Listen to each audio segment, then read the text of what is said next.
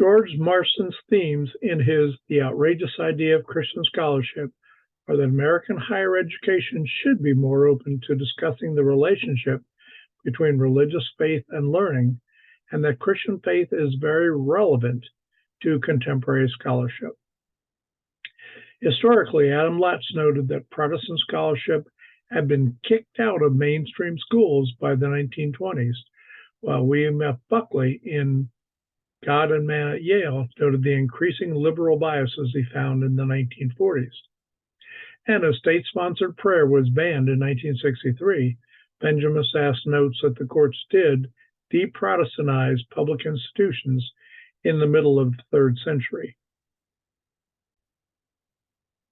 Marsden observes that although many academics are people of faith, most refuse to acknowledge it in their research, since explicit Christian perspectives are increasingly considered unscientific and unprofessional. As a result, non-religious viewpoints are thereby given special privilege. Christian ideas are often dismissed because they lack empirical scientific evidence. However, empirical studies can't provide definitive moral or other answers, and unduly favors naturalistic presuppositions. Marsden, in tackling the thorny church-state issue, contends that Jefferson's wall of separation remark had been wrongly elevated, and that there is no reason why religious perspectives should be systematically excluded from state-funded education.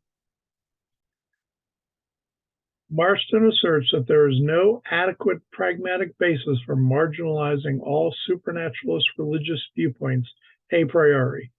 Marsden reasons that if all beliefs had to be empirically verifiable, beliefs such as slavery is wrong would have been excluded as non-verifiable empirically. Marsden also argues that Christians should be open about their faith, just as Marxists and feminists are. Marsden concludes that Christians can work with liberal institutions while remembering that they owe their ultimate allegiance to God. Marsden contends that Christian scholarship will often differ by the type of research we choose and the different insights we bring. Marsden adds that Christianity gives the questions we struggle with in our work and in our lives a larger significance. Marsden cautions that Christian faith should be revealed, but in a modest way.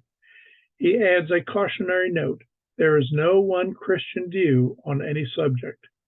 Serious Christians differ on so many subjects.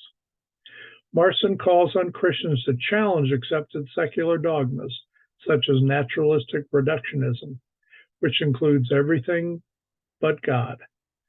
Marsden asserts that our core beliefs should shape our scholarship in 3 specific areas. God as a creator means we must resist methodological atheism.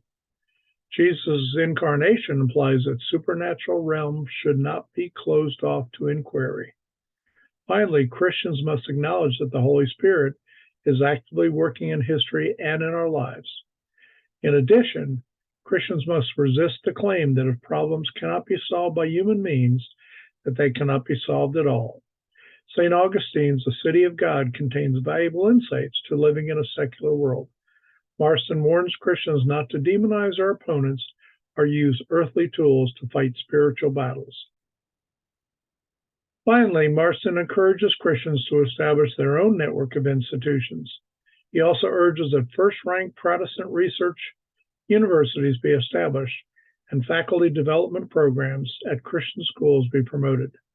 Marsden notes that we live in a post-Enlightenment age, which has its own orthodoxies, but scholars of faith can participate at the highest levels of academia. Finally, Marsden expresses hope that if Christian scholars increasingly advocate for a place at the intellectual table, there are good prospects that in the 21st century, academia will be more open to Christian perspectives. Thank you.